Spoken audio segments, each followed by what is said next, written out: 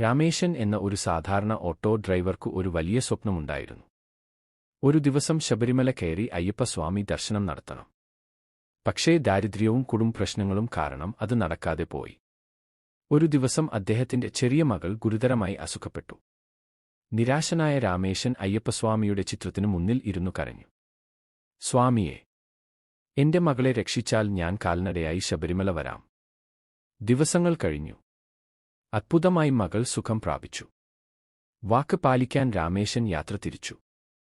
കയ്യിൽ ചെറിയ ഒരു തേങ്ങയും മനസ്സിൽ വലിയ വിശ്വാസവും മാത്രം. കാടിലൂടെ പോകുമ്പോൾ കനത്ത മഴ പെയ്തു. അപ്പോൾ ഒരു വയോധിക ഭക്തൻ തളർന്നു വീണു. രാമേശൻ തന്റെ നേർച്ചയ്ക്കു കൊണ്ടുവന്ന തേങ്ങ പൊട്ടിച്ച് അതിലെ വെള്ളം ആ മനുഷ്യൻ നൽകി. കുറച്ചു കഴിഞ്ഞ് ആ വയോധികൻ കണ്ണു തുറന്നു ചിരിച്ചു. നീ ദൈവത്തിന് നൽകിയ ഏറ്റവും വലിയ നേർച്ച ഒരു ജീവൻ രക്ഷിച്ചതാണ്. ശബരിമലയിൽ ദർശനം കഴിഞ്ഞ രാത്രി സ്വപ്നത്തിൽ അയ്യപ്പസ്വാമി പ്രത്യക്ഷപ്പെട്ടു. നീ നൽകിയ തേങ്ങ എനിക്ക് മുമ്പേ എത്തി. സ്വാമിയെ ശരണം അയ്യപ്പ.